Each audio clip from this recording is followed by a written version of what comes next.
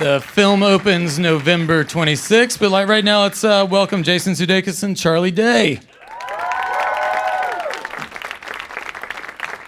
Yes. All right. Hello.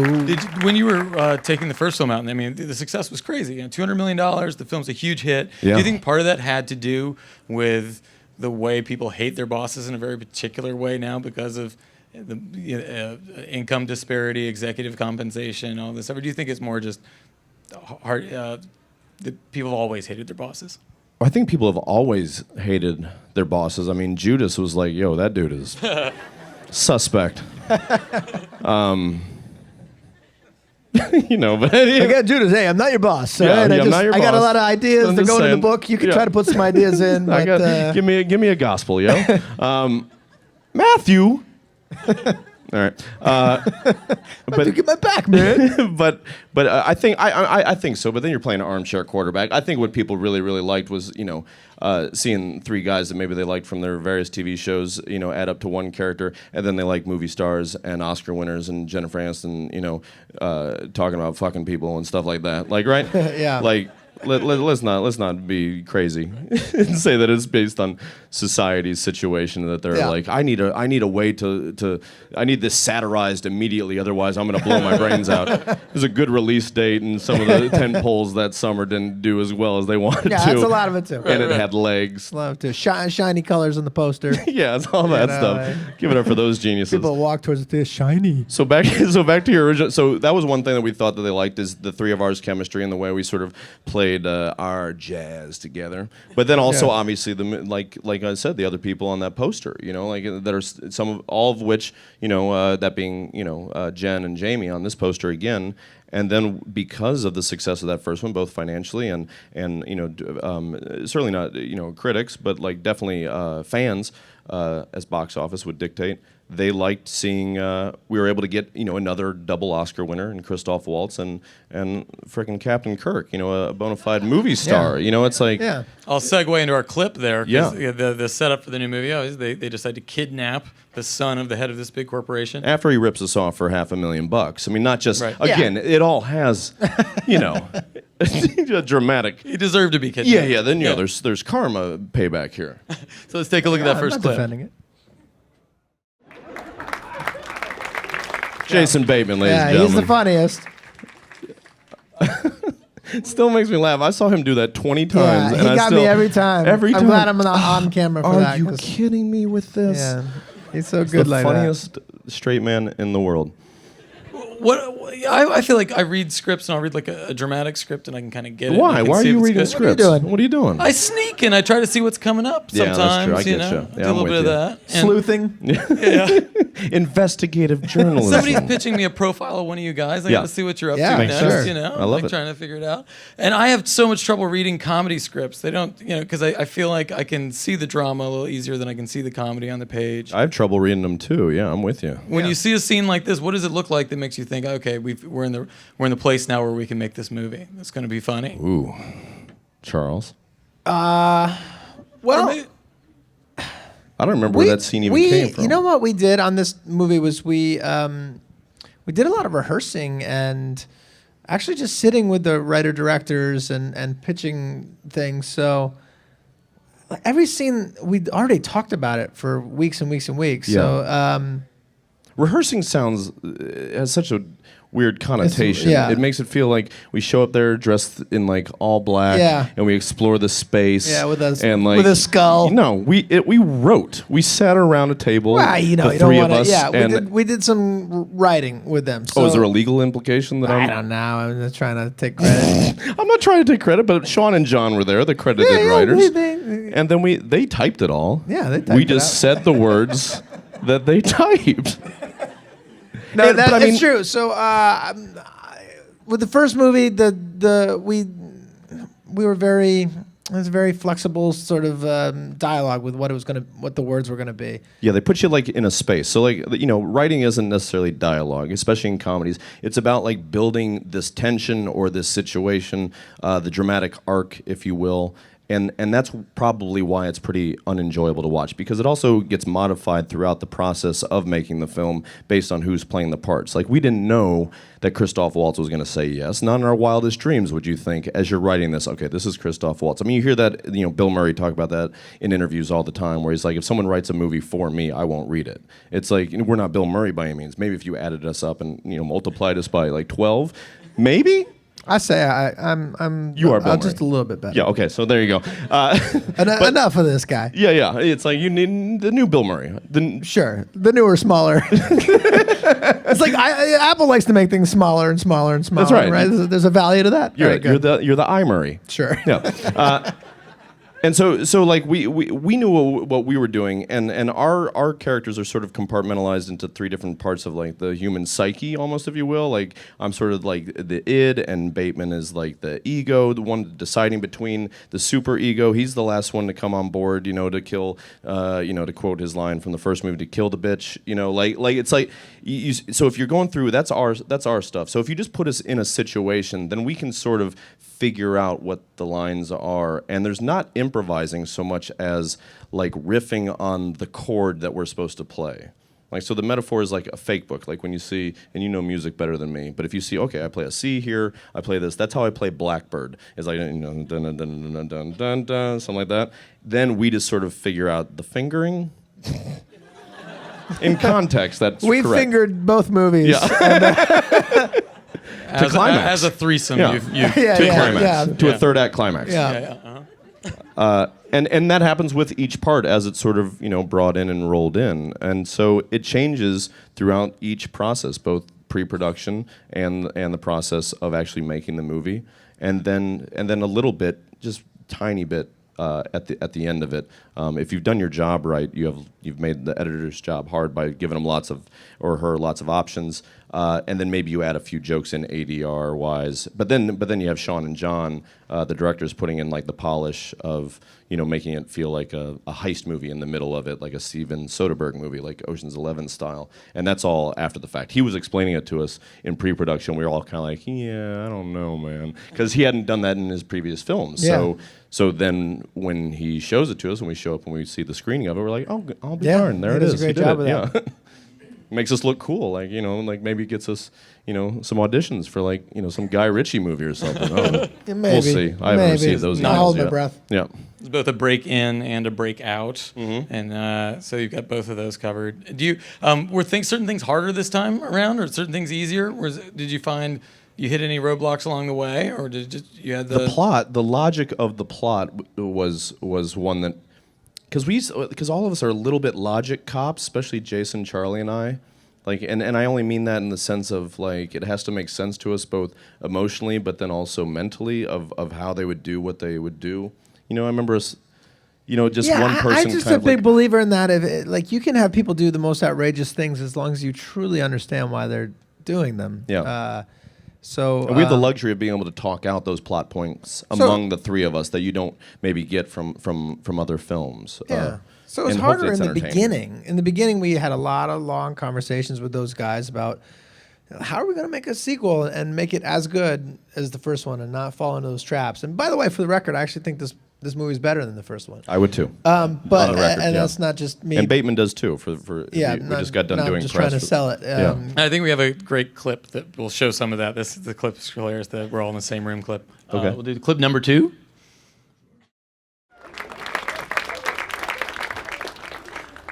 Yeah. So that's not the stuff. That's what happens in real life. That's not Steven Soderbergh quite yet. But yeah, that's three dummies trying to do something. That's three dumb men trying to do something serious. Yeah. It's always funny. And you've got new villains this time. So we revisit with Spacey. We We've see got him for a little Aniston's bit. back. Yep. Jamie Foxx is back. Yep. And then the new additions are Chris Pine and Christoph Waltz. You want to tell a little bit about their roles in the film? Yeah. Well, yeah, so they're the guys that we go into business with, and they steal our company from us. Yeah, from they're out from under us. investors. And they're great. Christoph's a pretty scary guy. Intimidating like, guy. not scary. Like, he's not big and scary. He's just kind of like... No. Just, moving, like he lurks around. Yeah. He has no shadow. Yeah. Fun fact. No, and then once he turns that on and it's directed at you in a scene, it's intimidating. I think we all got it a little bit from him in the movie. I mean, like the. No, he's a jokester off camera, but they're German jokes, so they're. Yeah. But he's charming, and then that Chris Pine is a pretty talented guy, and I think he borderline steals this movie. He really was great to work with. He's a real butterface, though. And yeah. Well, most of that people don't realize is done in the makeup trailer. He comes to set. He's got black eyes like a shark. Yeah. They have to sew that hair in thread by thread. But they make him look all right. They do. It comes together on film. Yeah. He comes to set looking like the Crypt Keeper. Yeah. Laughs like him too. Yeah. It's like, oh, Chris, shut up. But yeah, I already sort of touched on it, but it's so flattering when you make this silly thing and then it does well the first one, and then you get this caliber of people saying, yeah, I'll do it. I mean, they got paid, right? They got compensated. We don't know how much. I don't know. Yeah, maybe not. It might have been a Make-A-Wish thing. Think that they did, yeah. Who knows? Yeah, something, whatever. However it happens, it happens. But they showed up and they did the work and they did the lines that we gave them, and yeah, we're both really, really funny. Chris has more comedy to carry than Christoph because he plays like the heavy, and you needed someone that could play the heavy as well, if not better, than Spacey, who is like. I mean, that's the movie. That's the spin-off movie I want to see. If not a Motherfucker Jones, like we're gonna do this like the Marvel universe. So Motherfucker gets his own thing. You get an origin story, and then you get Spacey and Waltz. Oh man, just facing each other like that, and it's just one scene. It's them in a diner, like that scene in Heat. Right. And it's just the two of them break just each other. Just put them in capes, give them some sort of electric hammer. Perfect. Yeah, that's what people want. That's what they want to see. Should we see that trailer? It's clip 7? No, I don't know. We do have a Spacey clip. That's our last clip here, so let's take a look at Spacey. So we have, one of our big things for the second one was to see the first one wasn't 100% necessary, although that has the 50 states barrel line, which is a line I say in the movie and have an argument with Jason about it being a real saying or not. So there's I would say probably about 5 little Easter eggs in there. So if you know the first movie well, as we did, because we were in it, then there are little things, but by no means is there anything in there that you're like, I don't know what's going on. Pause the movie. I got to go to Wikipedia and see what's up. So don't feel like you got to do homework before this one. Yep. And Aniston's back and after you both this time. She seemed like a lot of people were surprised by the first one, how far she went with the comedy, and people should know she takes it even further in the second one. Were you kind of surprised how game she was to go even kind of more graphic and be a part of the sex addicts? I don't know. Were you surprised? I mean, you got to take out of consideration. No, I don't know her personally before the movie. Yeah. So. The first one certainly was surprising to people. I know that was part of the intent of both casting her and even her decision to do it. I think that's and cool on her to do so. Now, she came up with some of her some of her own lines. She was the more the merrier, and she also had it sort of dialed in as to what Julia would joke about and not joke about. And she's not joking. That's the thing. She's joking because she's an actress in a movie, but the character is dead serious about wanting to bone the living hell out of Charlie's character. It's to a pathological level. Sure. Yeah. Not that you don't deserve. What are you saying? No. Merely that she really means it. That there's no wink whatsoever. We all are seeing the situation and saying that's hilarious that she would want to do that. But Julia... Yeah, no, she believes it. Why it's not shocking is because when you're there and you hear take one, maybe it's a little like, oh, wow. And then take 2, you're like, do you think you should go up on cocksucker or go down when you say, and then take 8, you're like, now do you want to assault me from this angle? And then you get bogged down in it, and then you step outside of it, you step away from it, you're like, oh, right, that's Jennifer Aniston talking like a sailor. I think even sailors would be like, no, we don't. Like, come Maybe on, some, man, yeah, it's yeah. about time. Right. That's It's like it's about, you know, how the common knowledge is that sex scenes aren't sexy. Like, it's not shocking to hear someone refer to the male penis as a bomb pop and talking about which color they would go to. That's just good writing. You know, it provides a visual. And Yeah. all three of you have had such good chemistry on these movies. Do you find that you have a similar set of comedy influences between the three of you? Yeah, mostly. Yeah, I think so. Yeah, except one of ours, I think, is actually Jason Bateman. The guy's been doing it for so long. Yeah. I mean, I would say that to him, and I think he's always surprised by that. But yeah, Yeah. I mean, we're being around the same age. We grew up with certainly the same influences, and being fortunate enough, I think. Did you have cable growing up? I did not. You did not. Oh, I okay. did not. No, David but I and had did. friends. Who did? Yeah, that's close Yeah, enough. so Yeah. I would go to their house. Yeah. Pre-internet, you had to Yeah. have your That TV was buddy. a big chunky dial. Yeah. I'm actually 77 years old. You look. Yeah, You look great. look then. pretty good. Yeah. But yeah, I would say very much so. Like when we were when we were listing our favorites recently, when people would ask us for influences, we had certain overlaps, but I don't know if we all actively chose different people. Like I know, Jason was like, Bill Murray.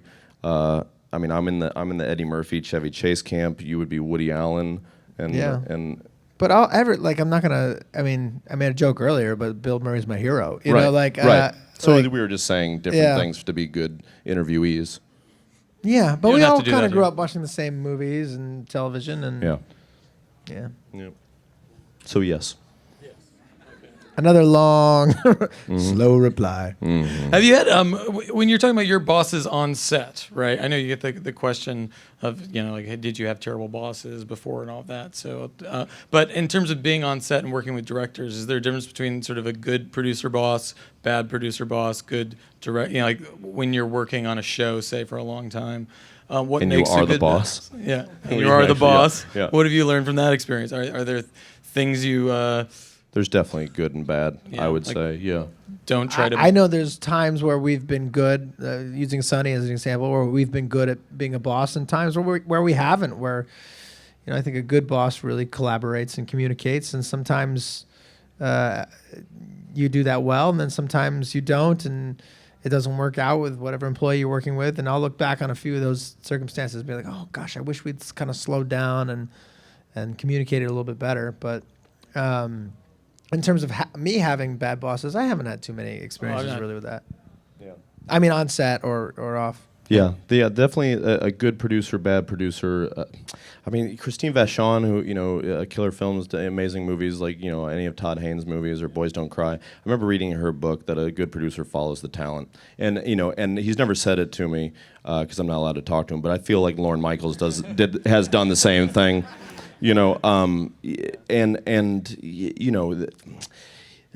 They usually have, if they've got a good brain in there and their intuition is stronger than the baggage as an artist, then you can usually get something out of an actor, quote unquote, the talent that you can't get from anywhere else because they're literally embodying this thing. Even something as bright and colorful and as broad as Horrible Bosses too. The worst producers that I would ever have ever worked with and would advise anyone to not and for the rest of my lives have been someone that takes people's hard work and then try to change what it is for their benefit, whether it be ego or their taste, and that's really heartbreaking to see, and you hear about that every now and then, and that would be a bad boss and someone that's worth being kidnapped and killed. Yeah. Get to work on that. Yeah. And we'll do some questions. Hi. Well, actually, first I want to say I was fortunate enough to see Horrible Bosses 2 last week. Incredible movie. It was easily the funniest movie of the year. Thank you. And we're in November, so that's saying something. If this was January 3rd, I'd be like, yeah, all right. Thank you. Yeah. Oh, I've never heard laughing like in that one. I've got two questions.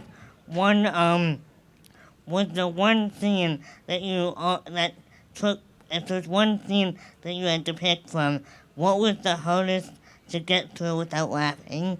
And also, when you read a screenplay, what do you look for in it? Because Jason, I have a screenplay here for you that I There wrote you go. for you. Well, that's the start. That it's an actual thing. That's literally the hardest part. So good on you for. I know a lot of people and have a lot of friends, even very talented people that haven't had the.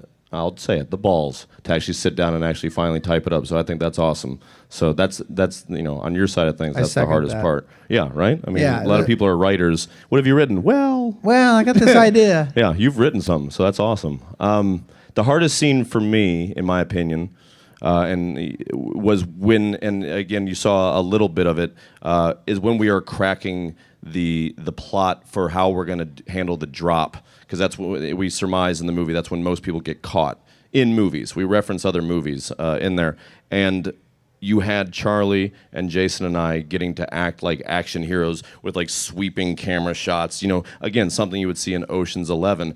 And we would, you'll see it in the bloopers of the film. Charlie, unfortunately, gets pigeonholed or picked on a little bit. I couldn't get through it. What was the line? Do you remember? It was some line like that was supposed to be serious, Yeah. where it was like, he goes to the car.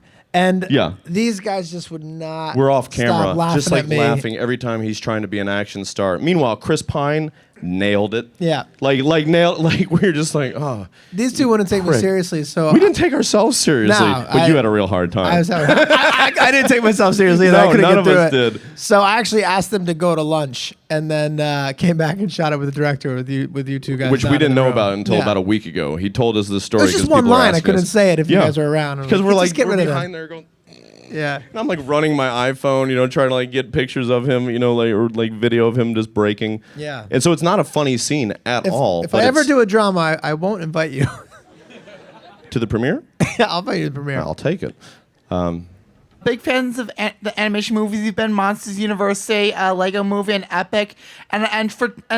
Note to Charlie, I love Pacific Rim. That was one of my favorite movies of 2013. Thank so, you. Just want to know, what was your experiences like in all those movies, and for the animation ones for both of you? What was it like being at Blue Sky Studios and Pixar? And what were John Lasseter, Idris Elba, Josh Hutcherson, and Chris Pratt from your point of view? And the other part is for this movie. Is Christoph Waltz better in this one than in Inglourious Bastards? Thanks. I'll We'll start answer with the that last first one, question. yeah. I'll start answer the last one. Yes. See, I was going to say no. Oh. That's art. That is art. Yeah.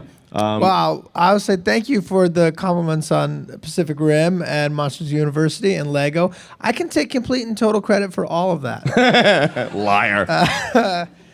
No, How is it up there at Pixar? I've never been. I have a sweatshirt. It's exciting, you know. Yeah, I There's you go to like one of the animators' rooms, and there's like a head that you push and a bookshelf that opens. I and, love that You know, stuff. you go into like a tiny room, and Yeah. you see pictures of Tom Hanks where he's signed the wall, and Yeah. and you know that really people that I really admire, Lasseter, Jobs, that have walked through that place. It's an exciting place to be. Yeah, Blue Sky was the same way. When I got to, they show you like a picture of what the character looks like, and then I sort of tried to. I played this this father who's like a kind of a mad scientist, a little bit of a goofball who has this estranged relationship with his daughter because everybody thinks he's crazy because he thinks there's little people that live in the trees. There are, not in real life, I don't think, but they show you a picture of it. So then you try to then you're kind of looking at it, and for me, coming from like an improv background, I love that stuff because it's just like the days of Second City where I'm getting a suggestion, except I'm getting a suggestion from an incredibly talented artist and storyboard editor. And so then you're just kind of like, okay, well, how does this voice, well, he's a lot thinner than me, so I feel like his voice would be like a little bit like up here. And then you're kind of like, you see that he's bumbling, so then you add like he's just got a million like thoughts in his head, and then you just sort of start unraveling it, and then they just give you multiple trials at it, and then they start crafting the character a little bit, like kind of like when you write for an actor up here that you didn't know was going to be cast. They start crafting it towards idiosyncrasies that you have, maybe the way you gesticulate or the way you would make a choice within the line, and then it becomes an extension of you and sound totally different. And now having, Charlie's got a son, a little bit older than mine. I have a son. My whole goal, though, is to not show my kid the movies where I'm a voice in, because I don't want him to think that's what it's like. Like I want him to see like your movies first, so he knows that like Dad's not in every movie.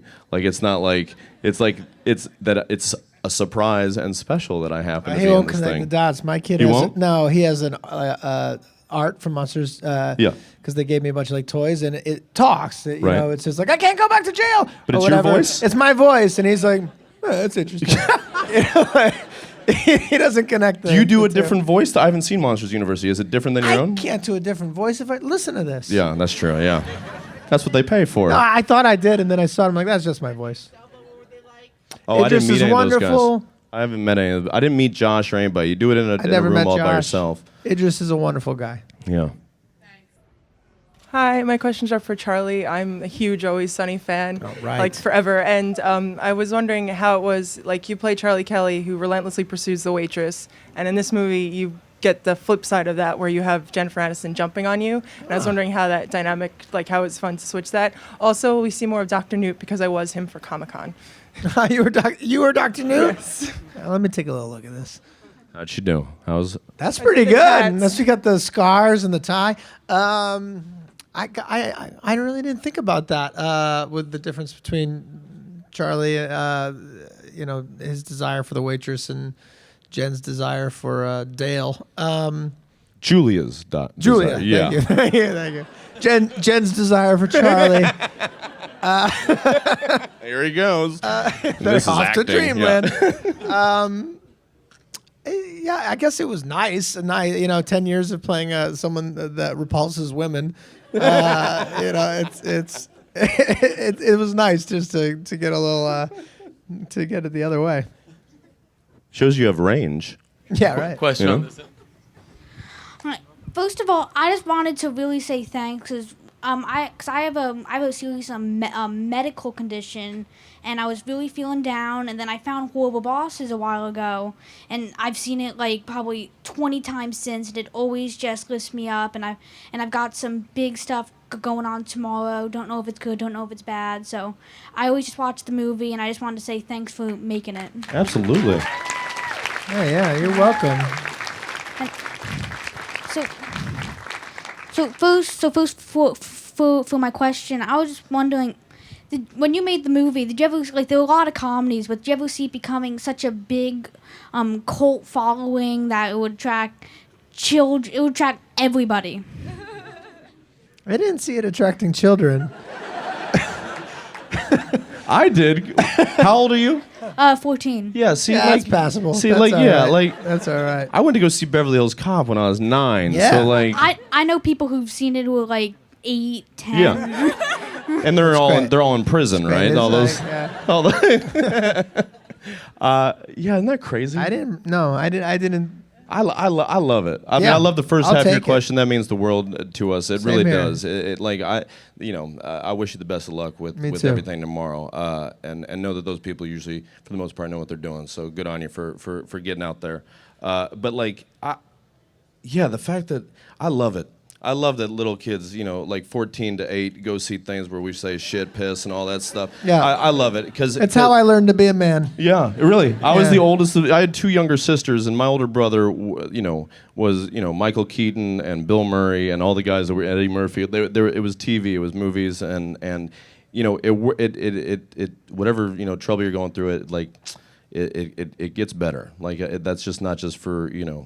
the things that phrase is usually reserved for. It's literally everything. Like you can, it's fun. It's fun. Like the further you go, it'll be fun. Thanks. And I was wondering if you could please sign this No way, for dude. me. No way. No way. For $40, you give me $40. No, of course. Thanks everybody for coming. The film opens November 26th. Bring your 8-year-old. Bring all of